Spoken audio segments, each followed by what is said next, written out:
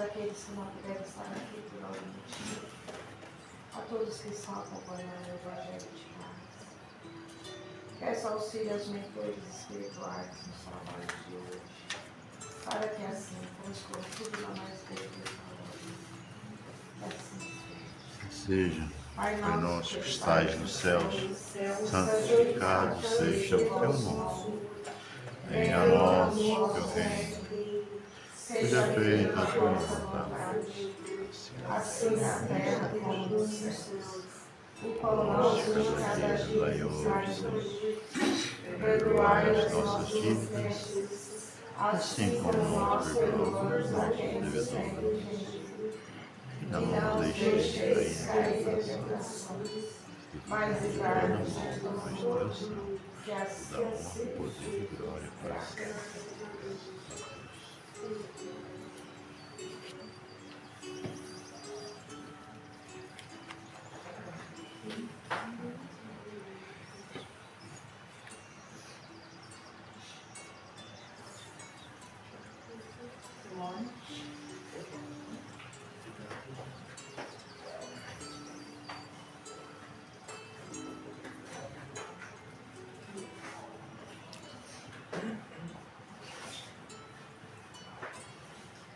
Boa noite a todos. Boa noite. Sejam bem-vindos, que a paz de Jesus esteja nos nossos corações, que possamos, hoje encontrar aquilo que precisamos, aquilo que necessitamos para as nossas vidas.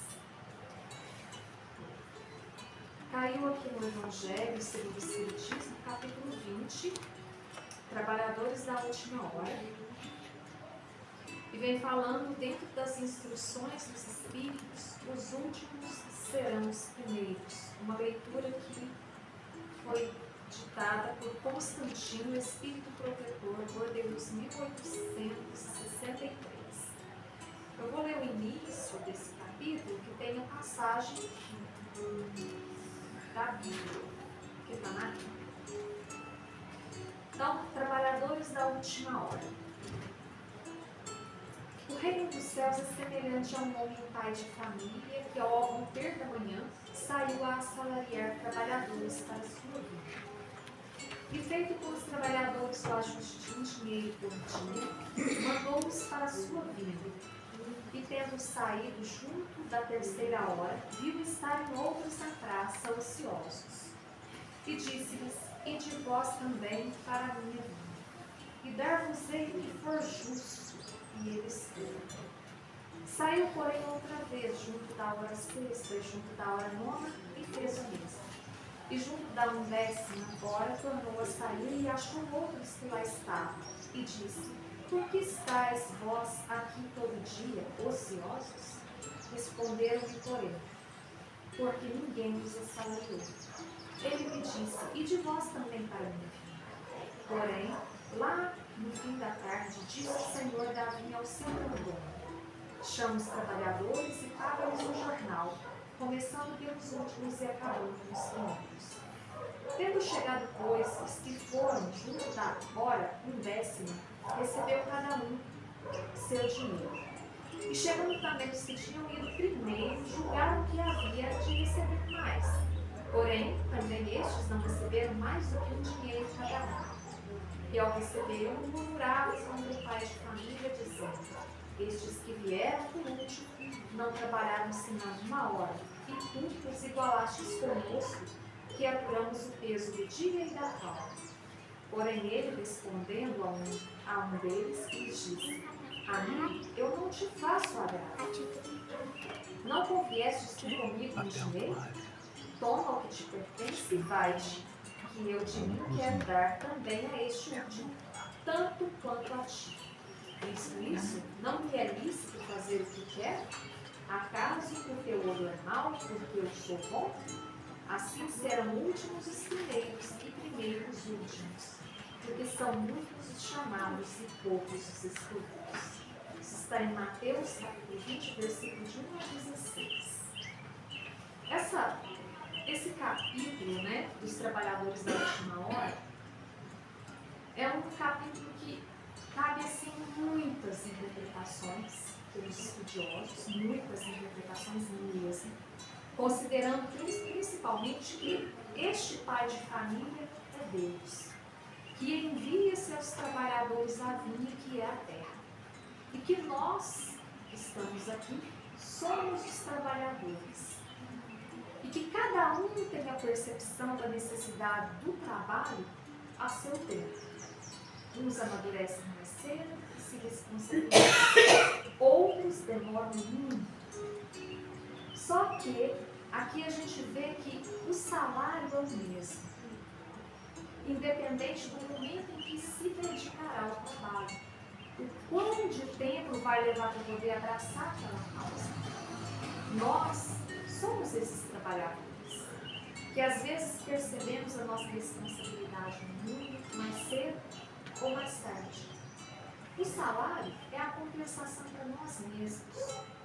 Quando a gente compara o nosso trabalho na terra, de uma maneira geral, com o seu ofício, a gente sabe que aquilo que a gente recebe como salário é uma felicidade para a gente gerir a nossa vida, pagar as nossas contas, ter uma estabilidade financeira, uma vida mais confortável.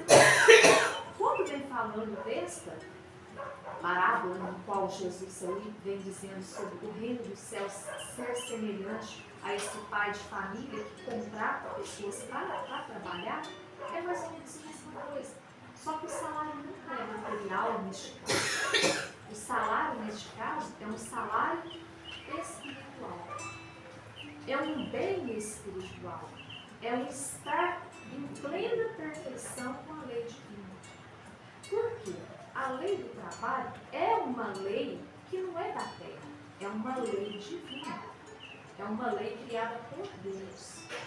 Às vezes a gente reclama muito, de ter que trabalhar, seja de maneira assalariada ou não assalariada, que são os nossos ofícios, seja tomando conta do nosso lar, se responsabilizar por familiares, Qualquer que seja o trabalho, é um trabalho. Teve ação, é trabalho. Existe o trabalho e ação e existe o trabalho e serviço. O trabalho que você se dedica, às vezes, só o fazer, e o trabalho que é aquele realmente de você estar disposto. Uma coisa é eu cuidar de uma pessoa doente porque eu sou obrigada a cuidar. Outra coisa é eu cuidar de uma pessoa doente com carinho, com desvelo, com dedicação, com o coração. Então veja que existem dois tipos de trabalho. Aquele trabalho que eu faço porque eu tenho que fazer e aquele no qual eu coloco a minha alma, o meu coração, a minha dedicação. Coloco os meus sentimentos e isso não tem preço. O meu trabalho de ir cuidar de uma pessoa é o mesmo que qualquer outro possa receber por aquilo. Mas imagine o salário espiritual quando você faz aquilo com abnegação, com amor. E esses trabalhos não é só esses, não. Seja você fazer um alimento na sua casa, lavar uma louça, varrer uma casa, ou no seu trabalho que é para o qual você foi contratado. Nada é tão complicado do que você fazer as coisas com ódio, com raiva, com pouco caso. Isso é fazer um desserviço, Você está fazendo e está se prejudicando. Dia desses eu vi um vídeo no qual falava assim, para a gente ficar bem, você vai lavar uma louça, por exemplo, na sua casa, você deveria lavar a louça consciente. Estou lavando essa louça e agradeço muito, meu Deus, porque estas panelas serviram para fazer o meu alimento, para fazer o alimento da minha família. Porque eu tive condição de fazer, eu tive saúde. Eu vou falar desses pratos. Os pratos que serviram para mim. Vou varrer essa casa, porque essa casa é um ambiente meu de paz, de alegria. Isso é fazer um trabalho, não somente ação, mas um trabalho de serviço, de você ter retorno espiritual. A hora que você terminar de lavar aquela louça, de fazer aquele alimento, você está bem por dentro, você está pacificado. Você não vai fazer aquele trabalho com ódio. Todo dia eu tenho que fazer isso. Não, é um trabalho de serviço, é um trabalho de amor. Em tudo que eu vou fazer. E aqui, né, vem falando dessa diferença do drama. Porque às vezes não importa se você está 10 anos fazendo aquilo. Às vezes bastaria você fazer um dia com amor e a coisa já estaria quites. Mas é 10, 20 anos arrastando muitos sentimentos ruins, construindo desserviços em nós. Né? Não vou me ater muito, senão não vou entrar na parte que foi realmente a parte que foi aberta da leitura. Tá? E falando de trabalho, eu queria só comentar uma coisinha que o Emmanuel diz sobre trabalho. Trabalho é lei. Se a gente não tivesse, tem coisas de graça, né? Respirar o ar, você tomar um sol é de graça, né? Você tomar uma água é de graça, e nem toda água é de graça. Tem que pagar por ela, né? Mas digamos assim que há a possibilidade de achar ela de maneira gratuita. Mas outras coisas Deus deixou para que a gente tivesse que correr atrás. É a proteína, é o carboidrato que você vai precisar para a sua saúde física. Para você se abrigar do frio ou do calor, você precisa estar a serviço. E esse trabalho é que transforma o ser humano. Seja o trabalho remunerado ou não, ele é um trabalho que transforma o ser humano. Se não fosse isso, o ser humano ia ficar igualzinho ele é desde o mundo primitivo. Ele não ia ter nenhum esforço se não houvesse necessidade da transformação. Por mais difícil que seja, é algo que transforma o ser humano. Seja pelas dificuldades, seja pelos sofrimentos, por ter que levantar cedo, por ter que estar com dor e trabalhar, isso transforma o ser humano. Espera-se que, né, com o passar das décadas e a evolução do planeta, o laborar, o trabalhar não seja tão árduo, tão difícil, tão sofrido, e que seja algo mais de dedicação mesmo, de consciência, para que o ser humano se transforme, mas não diante de tanto sofrimento e tanta dificuldade. Caiu a leitura hoje, os últimos serão os primeiros. O trabalhador da última hora tem direito ao salário, mas para isso é necessário que se tenha conservado com boa vontade e disposição do Senhor que o devia entregar, e que o atraso não seja fruto da sua preguiça ou da sua má vontade. Tem direito ao salário porque desde o alvorecer espera impacientemente aquele que por fim o chamaria ao labor. Era trabalhador e apenas lhe faltava o que fazer. Então, observem que esse Deus que é maravilhoso, que está na nossa vida, o tempo todo, está sempre a convidar a gente ao trabalho. Ao trabalho verdadeiro, não ao trabalho obrigação, eu tenho que fazer, porque eu vou fazer, então fazer com raiva, não. O trabalho que é em prol do próximo, em prol de si próprio, em prol da sociedade, é um trabalho bom. Mas nem sempre as pessoas estão dispostas a esse trabalho verdadeiro. Às vezes a pessoa se perde ao longo da vida fazendo muitas encarnações e reencarnações com trabalhos que não lhe engrandecem na alma. O trabalho, a ação, que é esse trabalho externo, que eu tenho que sair para trabalhar todos os dias, ele é uma ferramenta, mas é uma ferramenta para mudar o homem interno que existe dentro da gente. Então, quando se fala assim, mas eu estava disposto desde cedo, mas estava disposto de aula ou de necessidade física? Eu precisava sair para trabalhar, mas eu não saía para trabalhar para transformar o meu espírito. Eu saía para transformar em roupa, comida, carro e casa. Eu não saía para transformar o homem interno que existe dentro de cada um de nós. Então veja que uma coisa é eu sair e trabalhar e colocar ali o meu coração, a minha verdade. As leis de Deus eu já conheço em ação. Outra coisa é eu sair e ir lá e fazer o que eu tenho que fazer porque eu estou recebendo o salário. Entende que a gente pensa que está, mas não está a serviço. do que realmente esse Deus estava a nos convidar desde sempre. Vocês compreendem como é? Né? Que uma coisa é eu estar disposta de alma e coração e outra é eu estar simplesmente de corpo lá e querendo receber meu salário. É diferente. É diferente quando a gente age com a consciência de colocar aquilo que a gente já conhece como verdade de Deus em ação na nossa vida. Porque uma coisa é a teoria, outra coisa é eu vir colocar isso em prática no meu dia a dia. E quando eu falo trabalho, não é só trabalho fora de casa. É todo o trabalho que você tiver que fazer. Isso é transformar o velho homem que existe dentro da gente num trabalhador que já estava pronto realmente para trabalhar de verdade, de acordo com a parte espiritual. Entendeu? Se tivesse, entretanto, recusado o trabalho a qualquer hora do dia, e se tivesse dito, tenham paciência, eu gosto de descansar, quando soar a última hora, pensarei no salário do dia. Que me importa esse patrão que não conheço e não estimo? Quanto mais tarde, melhor. Nesse caso, meus amigos, não receberia o salário do trabalho, mas o da preguiça.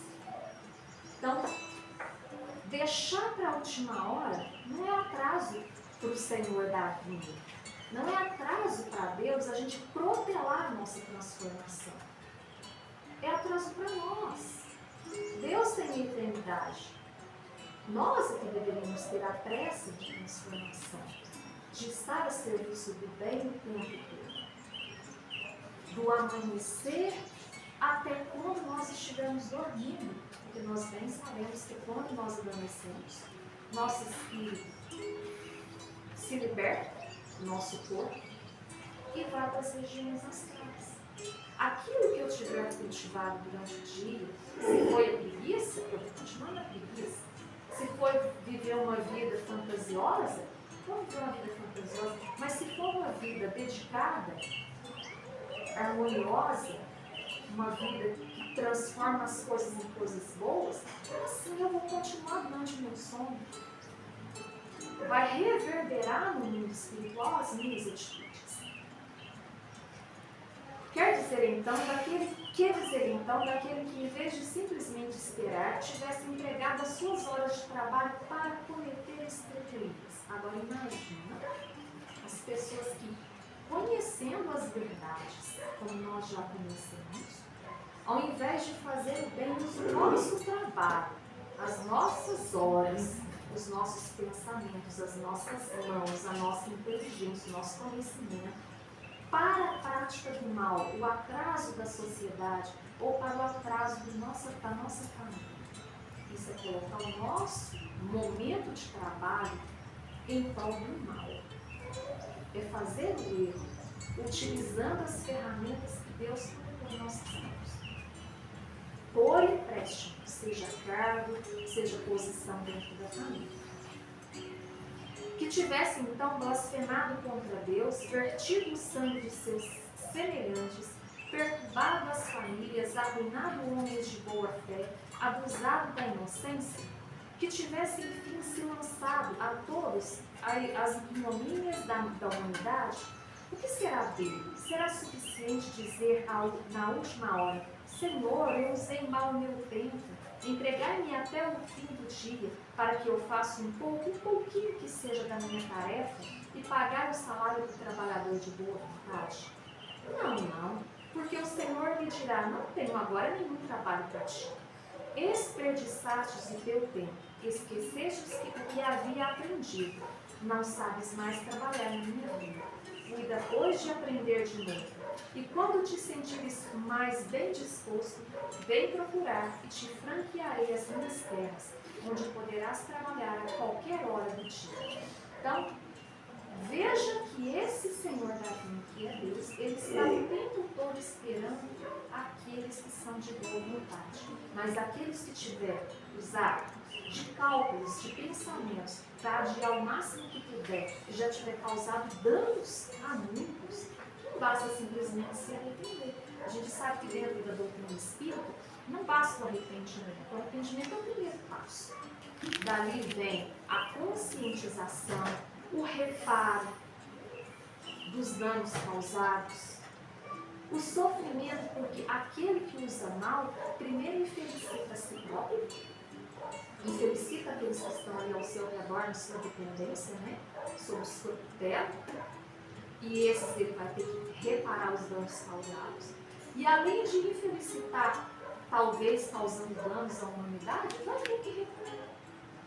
Vai ter que reparar.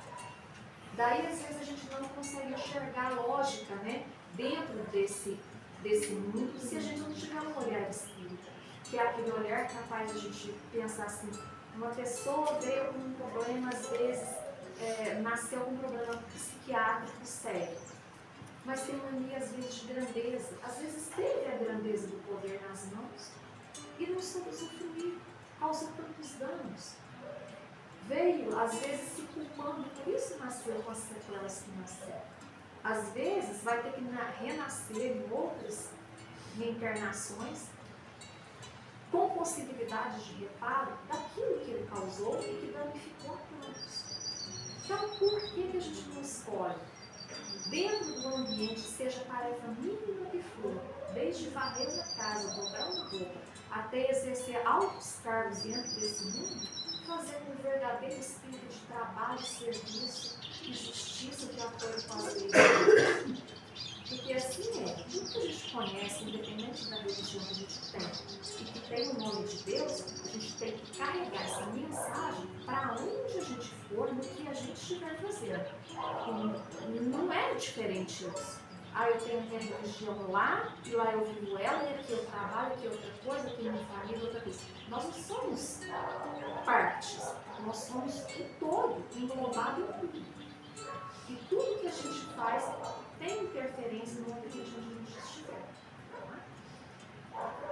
Acho que já deu a hora. Alguém quer comentar, acrescentar, perguntar? Não?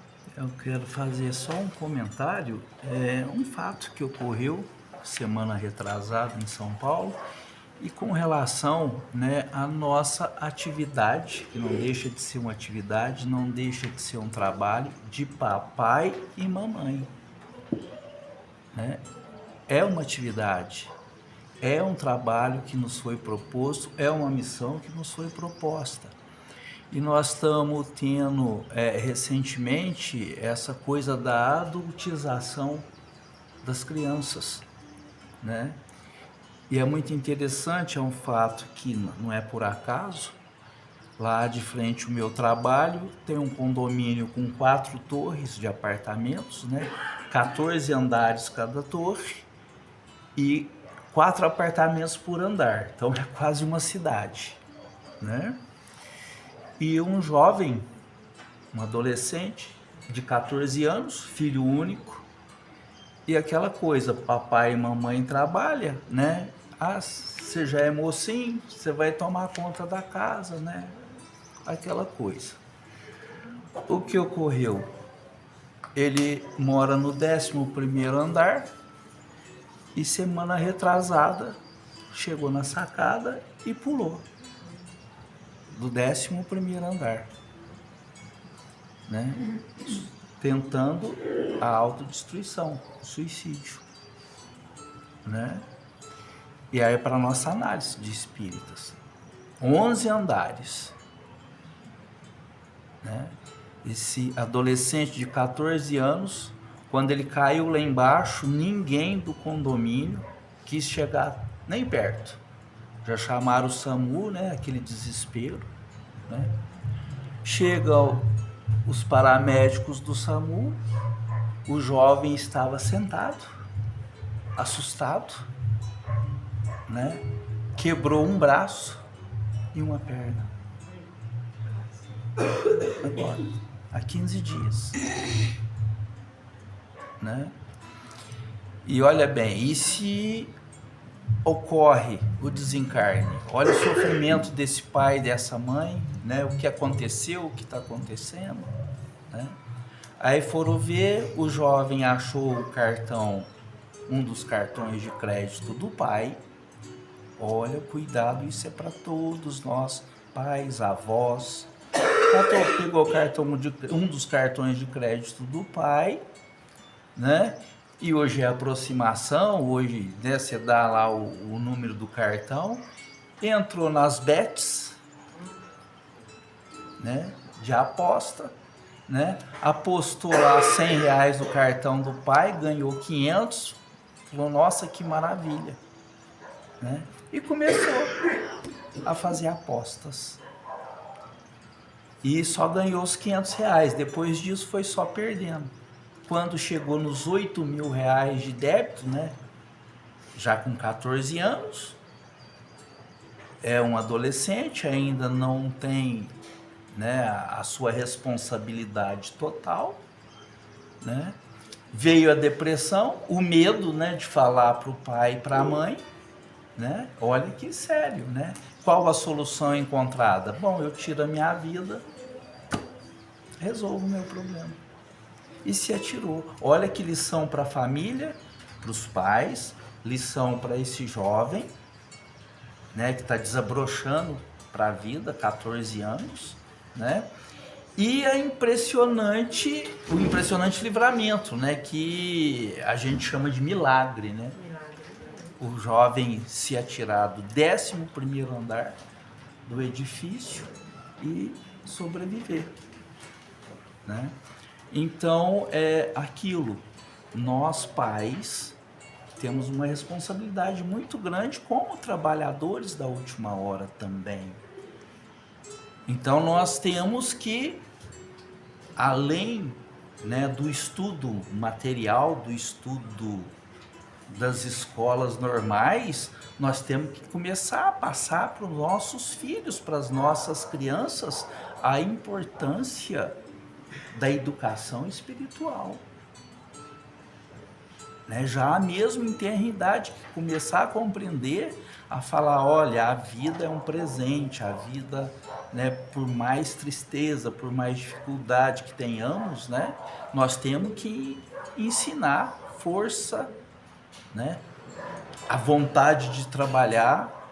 Eu vejo muitos pais falar assim, eu, graças a Deus, hoje eu tenho uma posição que meus filhos não precisam fazer o que eu fazia. Gente, para. Nós não podemos dar as coisas de mão beijada para os nossos filhos, não. Nós estamos aqui muito mais para ensiná-los, né, a suportar as missões que a vida nos oferece. Né? E para concluir, né, para a gente meditar, né, porque eu fiquei assim, eu falei, meu Deus, né, olha, né, o jovem, daí foi, né, deu televisão, deu rádio, vai tudo, né, se atirar do 11º andar, e quando chega o SAMU, ele sentava assustado, ele nem sabia como, né, como que eu tô vivo, né, e hoje nós viemos para pedir. Hoje é quarta-feira, nós estamos no momento, os nossos mentores, nosso anjo da guarda, os nossos amigos espirituais estão presentes. E eu tenho escutado muito o Raul Teixeira, tem uns cortes no YouTube do Raul Teixeira. O Raul Teixeira é um médium, né, espírita e palestrante, né?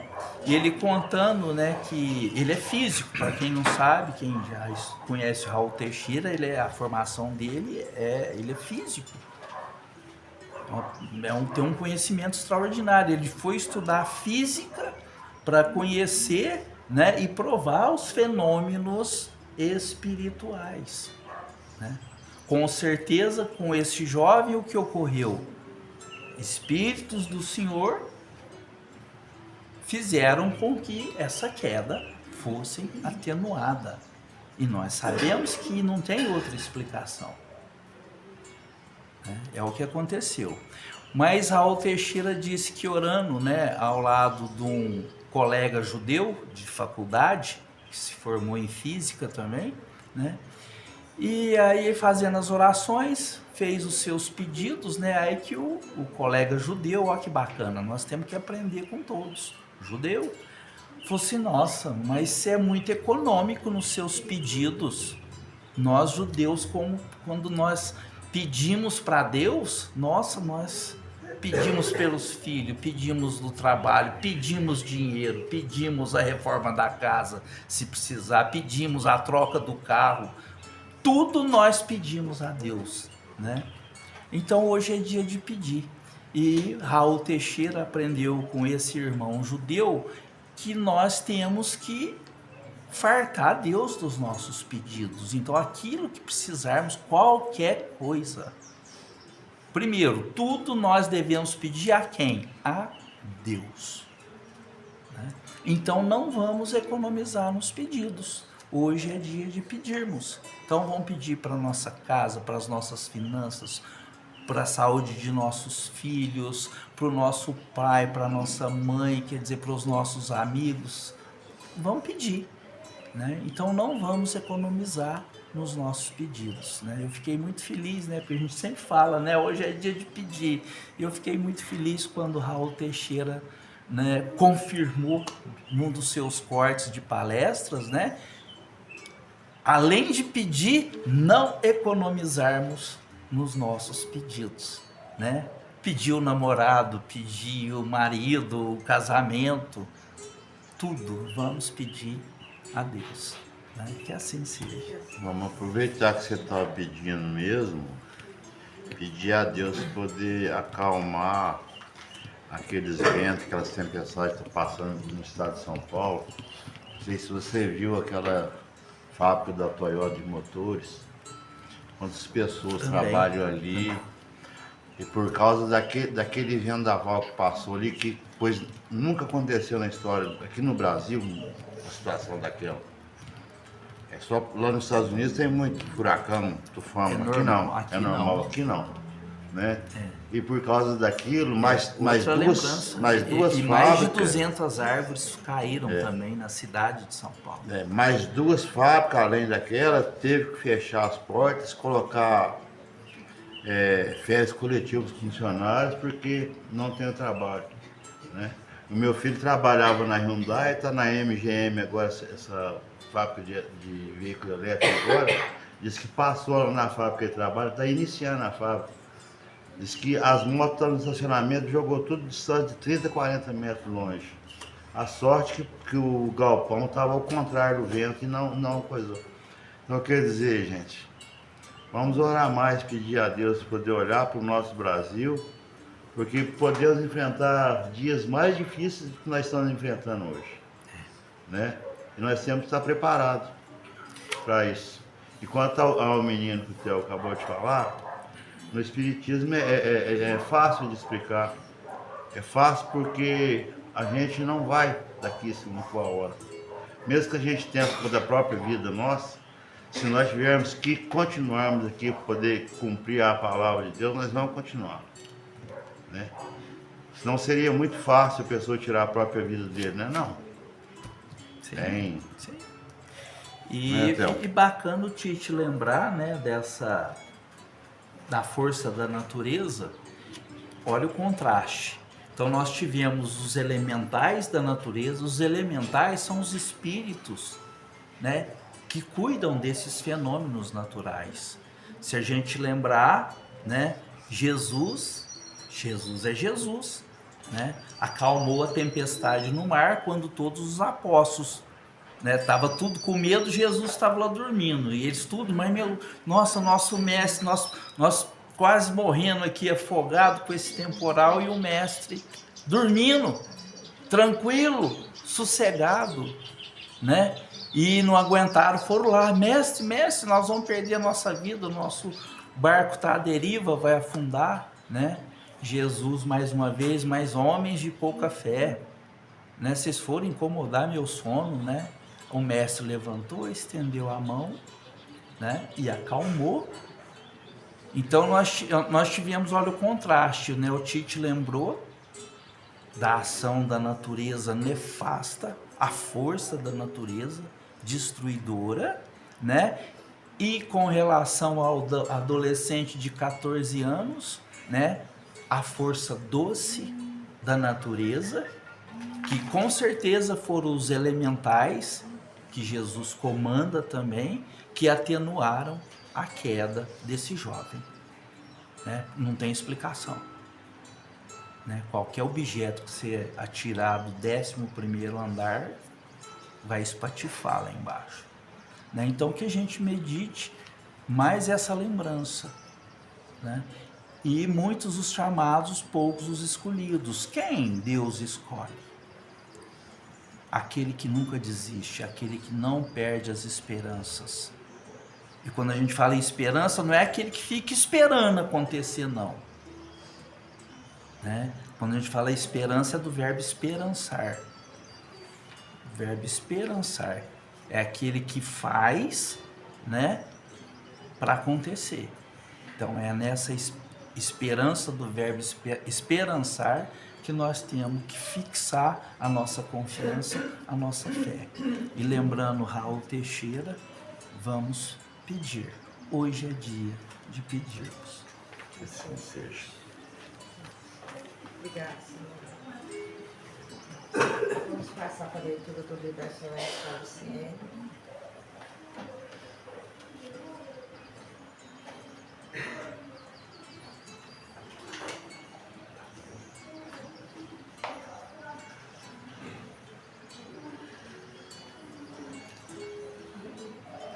Pai nosso. Pai nosso que estais no céu, na luz dos sóis infinitos. Pai de todos os aflitos deste mundo de escarcéus. Santificado, Senhor, seja o vosso nome, que em todo o universo exprime concórdia, ternura e amor. Vinde ao nosso coração o vosso reino de bondade, de paz e de claridade, na estrada da redenção. Cumpri-se vosso mandamento, que não vacila e nem erra nos céus, como em toda a terra de luta e de sofrimento. Evitai-nos todo o mal, dai-nos o pão no caminho, feito na luz do carinho, do pão espiritual. Perdoai-nos, Senhor, os débitos tenebrosos,